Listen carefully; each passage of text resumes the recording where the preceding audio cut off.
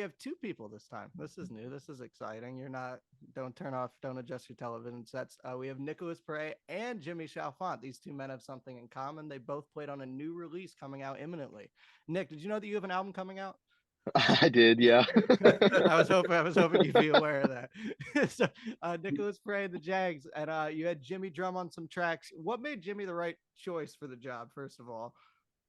Well, the number one thing that came to mind was availability, and he was somebody that I knew was going to have some free time, and he was also the right fit for the sound I was going for, which we can totally get into that because I'm Oh yeah. interested in hearing it too, all the Yeah. little Ringo-esque stuff.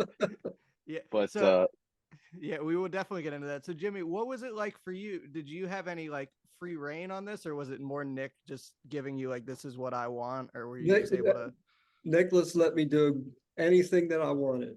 Hell I yeah. mean, he gave me the demos, and I just loaded them in my computer and played along to them. And I I really just listened to them and got some ideas from the type of song it was, and go back and listen to songs that I think it was similar to that, and steal some things here and there, and then just do it and sort of wing it. So what And kind and of stuff were you hearing in these demos? Oh, go ahead, Nick. well, some of the things to point out what he was saying, like the influence and like trying to steal some things here and there, it was a lot of the 70s and 60s type rock music. So anything from Beatles and then Fleetwood Mac, the Yeah. Rhiannon yeah, one. That was a good one. That was a yeah, really good comp. absolutely. It was a lot of fun for me because none of the I think maybe one of the six tracks that I played on had anything to do with the kind of kicks music that I'm used to playing. Yeah. So it was a lot of fun for me to just get those different influences in there, and also approach recording my drums differently for different songs. So how Because did it's how did you so, go about doing that? well, I'm set up here in my basement. You can see behind me. That's the setup I have Yeah. to record here in the basement. And mainly the differences for the songs was different tunings on the drums, um, and muffling too. There's one sort of Beatlesque type song that I muffled the toms down and tuned everything down, and so again, it was fun for me doing all that, and learning a little more about engineering, recordings, and everything like that along the way. And I appreciated having the time to do that because I recorded each one of these songs probably 3 or 4 different times, Yeah. just trying different things out and learning myself along the way. So was this your first time recording like remotely at your house for a No, well, project like this? I did Steve Whiteman's solo record down here too. Um, but my I have totally different microphones now Yeah. than I did back then. Back then, it was basically the mics that we used for live kick shows because that was during the pandemic, and so I just loaded everything down here and did it here. And then Nick, Super you easy because also. everything was done from home for both of Yeah. us. Well, yeah, I was about to say you also recorded from home. So what was your setup looking like? Also, it's really scary that people can just make records at their house now. That's It's good for us, it's but good for scary you Absolutely. guys because because there's other people who are not as good as yeah, anybody Yeah, well, can do it that's now. what's nice about it because you can invest in your own stuff rather than investing in somebody else's studio. yeah, Yeah, and that's the end goal for what we were doing here is, you know, we built the studio in the basement, and yeah. that was Dad was pretty set on like we'll never have to ever go to a studio again. So I was like, okay, that's cool. It's a lot easier. So what's your setup looking like? Are you running you're micing up amps? Or are you running direct or? Both. So we recorded a DI track for every guitar thing we did. So in case we needed to reamp things, which Brad has Yeah. been doing, I think on 2 songs so far, he's reamped most of my guitars. And other than that, just like a Jubilee and a JCM 800, and that was it. That was pretty much my rig through a 412 Marshall. So just Classic. keeping it simple. Yeah. Yeah. And it sounds like it was the same for your drumming, Jimmy. Just really just keeping it all simple. Uh, yeah, well, I have a feeling we'll see when Brad gets to these songs. We will see. Because I'm using our in-ear mixer, which is a Persona's 32R, so it's 32 channels. And Oh wow, yeah. so because of that, I've got 15 microphones on these drums down there, and I'm not Never sure mind. he's going to need all that or not. We'll Yeah. leave that up to him. So But I might have it's gone a little overboard there. It's but out of it's your better hands to now. have it. It's better to have it Absolutely. and not need it than to need it and not have it. So Exactly. Absolutely. Yeah. Absolutely. And yeah. again, now it's Brad's problem. Now you don't have to worry about it anymore. I said the same thing, and now I'm learning that that's not the case. Oh, well, and I guess I'm wrong. It's Yeah. still your record. Absolutely. That is true. And so it is your record, but why was it important for you, Nick, to kind of let the players, have their fun with it and like not say this is what I want? Oh, well, that's easy. So this is my first, like, I wouldn't say real record, but we did a Yeah. release when I was in high school, and Yeah, I got you. I recorded that straight into this. So Charlotte. I was using a Focusrite, and it was very primitive. Yep. This is my first attempt at a real, I guess I would say more involved record. Yeah. And these guys are, professional musicians or audio engineers for a long time. So it would be foolish of me to not let them do what they know and try to learn from them rather than me going, I want it to sound like this or like I want this. Because at the end of the day, I wrote the songs, but the pieces of the songs I as long as they sound comfortable to me, that as long as nothing sticks out, I think that it's totally cool for them to do whatever they want to do and express it the way they want to. Also because, when you're working with people that are professional musicians, most of the time they know what's right and what's wrong. And I don't Yeah. always, No, we don't. pick that out. Yeah, no. No, we don't. We're just guessing along the way, it's like everybody. Well, Just and smile and get Like through it. everybody. Yeah. Well, and that's I've done that quite a bit. I posted that one "You Gotta Lie" clip on Facebook and on TikTok, and it's funny because most of the older generations didn't pick up on anything. They were like, "Wow, this is really cool." And to me, it sounds like Extreme meets Yeah, it's very Nickelback. Nuno-esque. Yeah, which thank you, I appreciate that. So that's what I was going for. But then I posted it on TikTok where it finds a lot of the younger generation. And it ended up in, like, I don't want to say rural TikTok, but it ended up in that kind of vein. And there was a Yeah. lot of people that were getting very upset because it sounded like Lamb of God. And I don't listen to Lamb of God at all. And they told Yeah, me that no. I stole it. Well, I didn't get that at all. No, No, I me didn't neither. either. And so I listened to the song that they were telling me, and I was like, this is like not even close. Like there's two notes that are an accent note, and those two were the same in the feel, but the notes themselves were different. So I just let it go because any publicity is good publicity. This is Absolutely. true. Yeah. Absolutely. Well, talking about a little bit about that, when Nicholas sent me the songs on most of them, he told me what the influences were, Yeah. which I could pretty much put together right away anyway. So I'd go back and listen to some things and get ideas and go with that. So that, like I said before, that was a lot of fun for me. So what are some of the other influences that you guys were taking from when you were recording this? Not other than, Nuno and Nickelback for You Gotta Lie. Well, I think the first song that he gave me, he told me Oasis. Imagine that. Yeah, Really shocking. yeah. Yeah. And of course, like I said, the other one was the Beatles. Yeah. Another Same one thing. was Cheap Trick, And another one was Fleetwood Mac, which he didn't tell me an influence on that one.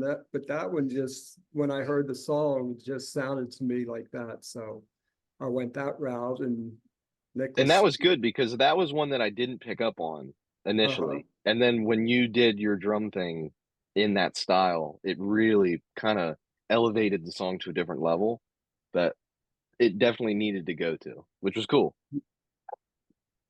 Yeah, again, it was a song that I never played like that on any other song before. Well, first time for everything. Absolutely. Well, and then also on top of the new album, you are playing this stuff out live. Uh-oh. Yeah, Vanish Hall. Sorry, I got dogs here. doggies. Mine are downstairs. Doggies. Hi, dogs. um, so June 29th at Vanish Hall in Boonesboro, Maryland. You are Yep. playing this stuff live. It is not Jimmy's not playing though. It's a different lineup. How did you assemble the lineup of live players that you have? Well, that's another good question. It was a mix of looking for availability and talent because there's a lot of really good players in the area, but I would text them or call them and they'd be like, "Yeah, I'd love to do it, but I have 5 other bands." And it's like, "Oh, well, Yeah. that's probably not going to work." No, I wouldn't And think so. I definitely wanted to assemble a younger lineup Yeah. because that's pretty much what everybody was telling me to do, and I wanted to do that anyway because it's, if we're going to try to go out and play, you don't want to be doing it with people they have other obligations to life, and Yeah.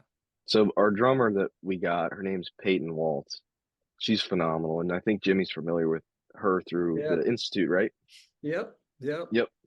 And so she's 18. She just graduated high school, and I mean, she's doing really good. She's got all the technical prowess. She's a metal player, Yeah. and I'm asking her to do some not metal things sometimes, which is fun. But yeah, that she's on drums. We got Dylan Howes on bass, which I've known him since I was 15. He plays with Ronnie and the Blues Vultures, and we were at the rock school together in Frederick. And so I've known him for a long time, Yeah. and he was one of my first calls because I knew that he's a really really good reliable guy, and he's insanely talented, and he was happy to jump on board. Guitar is me, and probably the old man. I'll probably have him come up for a couple songs Yeah, he'll because be he's there anyway. yeah he has to be there. And on vocals, he's going by Skylar Grimm. That's his stage name. So it's Caleb from the Institute as well. And he's really doing well because Sean has a very unique singing style, and Sean Frazier's the vocalist we used in studio. Yeah. And Caleb's doing a really good job of blending a replication of what Sean did and also being authentic to himself because I don't want to just be a cover band of my own stuff. I want it to Yes. evolve Yeah. just a little bit, which is nice. Yeah. So, yeah, I mean, and the practices have been going well. We're definitely going to be ready. It'll be fun. That's It'll be always good. chaos, but that's rock and roll. Yes, it is. So what kind of stuff are you playing? Are you playing just from the new album? Are you playing anything from memories or covers? What are we looking at? There probably won't be anything from memory because I want to try to keep it focused on the Yeah. new record. Yeah. As far as it goes now, I think we're playing all the songs that are on the new record, then plus some covers thrown in there just to Awesome. let people hear something that they know. Yeah, might as well. And so again, that is June 29th. The poster will be floating around somewhere on screen. Ticket link, so you have no excuse. It's a Saturday night. You're not working. Go. That's true. Unless you're Unless, working at Vanish yeah, Hall. I was gonna say unless you are working at Vanish Hall, then in which case you'll be there, but still buy tickets. Yeah. So that is a month from now. Also, so what are we looking at in the next month? Are we looking at singles coming out ahead of time, or? Yeah, I think so. I was talking to Brad, and he sent off the first 2 singles to get mastered, and then those 2 will be out. I'm expecting that to be within the next 2 weeks. So I'll have a date soon, and then I'll post it on all the social medias and stuff, and will be fun. And those 2 songs were played on by a great drummer named Ricky Slezak. So yeah, also on top of that, yeah, give shout outs to anybody else who played on this album because it was a very collaborative effort. Very collaborative. I am very good at playing. Well, I wouldn't say very good. I'm good at playing guitar. I can't play drums. I can't do anything else. So Luckily, I you know did people. yeah, It- You played bass too. I did. I played guitar and bass on the record. And um, so Matt Starr, number one, he was awesome for the songs that I threw his way. Obviously, Mr. Jimmy, he's fantastic. Did really good with the Beatles-esque stuff. I mean, and part of the reason why we asked Jimmy to do it was because we knew that from our discussions, we went to the Ghost show. We went to see Ghost in at Jiffy Lube, I think. Mhm. And on the way down, we were talking about, what we like to listen to. And he was just naming these things that were sounding an awful lot like the things I was writing. And so that's when, obviously It we, clicked, yeah. yeah, it clicked to go, hey, this might be a really good idea. Yeah. And Ricky Slezak played drums on the two singles that'll probably be coming out soon called Lie to Me and You Gotta Lie. Those two songs will be the more high energy rock, He like in did your face awesome type job. songs. He did. And those drums It- were recorded in the shop Yeah, at the house. yep, It was a pretty good sound for that room. absolutely, Yeah. absolutely. Whoever engineered that did a pretty good job. Yeah. Cool. And other than that, well, my dad played, he had two solos, I think, that I let him do his thing. And Just take credit for them. It's fine. yeah, no, I won't do that. Um, People will be able to tell because I'm playing a lot of notes and he's not playing that many notes. Yeah. Yeah. But I think that's it. I think that's everybody. Yay. And so who were some of the other influences that because you've obviously changed a lot as a player since memory. So who were some of the new influences that you've been able, other than like Nuno, obviously, been able to throw out? This one, so obviously everybody knows Oasis is like my thing, but Wolfgang Van Halen is Okay. Yeah. insane. I A love little his bit. songwriting. I love his guitar playing. And he can play all of the instruments. So everything that you hear on the record is him, which Yep. is like so It's over my mind head. blowing. Yeah. Yeah, and it's phenomenal playing. Yeah. And I just don't I tend to not think too much about that when I'm listening to his songs because his process, there was a documentary that came out on him that aired, I think it was on Paramount Plus. It was like a behind the music or something like that. And it went into how Mammoth kind of formed and spawned. And it pretty much spawned from him being told that he wasn't playing live when he was in Van Halen. And he was like, well, I want to show people that I can do it. And so then he did that.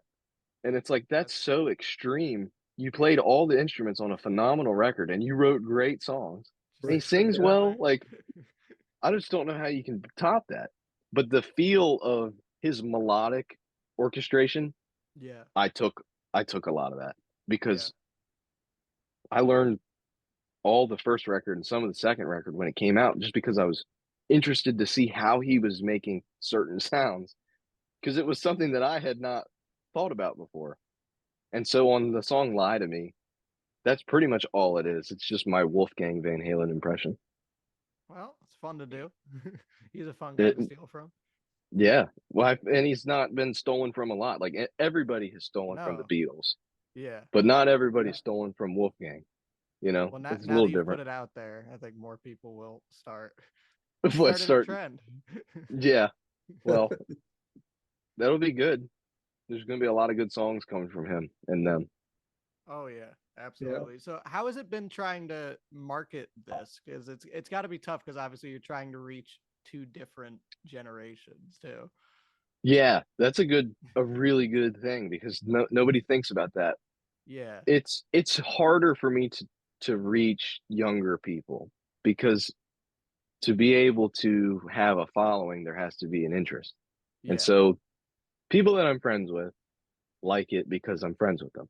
It's not necessarily they're all on board with like, yeah, man, rock and roll, because they're going to Kenny Chesney concerts at FedEx Field, or they're going to rap concerts.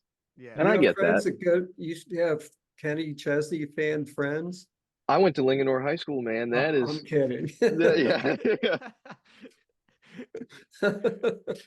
And he's kind of doing the Carrie Underwood thing where they're trying to do a little bit more rock and roll, because country is becoming the Nashville country of, like, it's Oh yeah. still twangy, but it has electric guitars for some reason and Yeah. fake drums, and I don't know, it's really weird where country is at.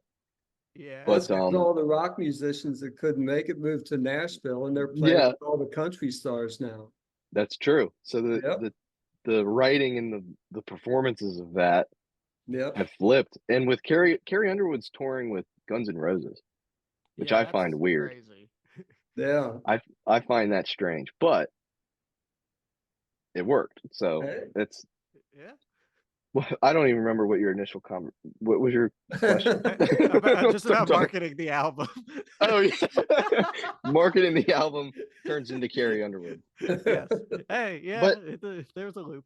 There's a link. okay, so with them being into different styles of music, it's finding the people that are our age that do like rock music, because they're out there. You just got to find them. And right now, just like anybody else, it's mostly through social media.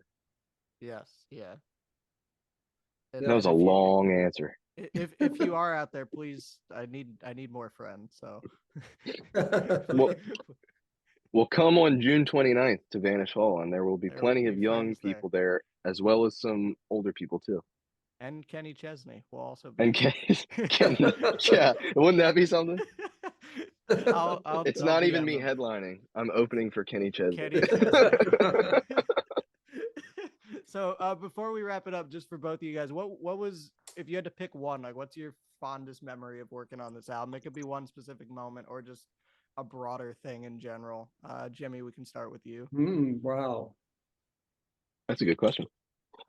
Yeah, well, like I said before, the most fun thing for me was just being able to record in my own basement and learn some new things for myself about engineering drums and recording them and learning along the way doing it.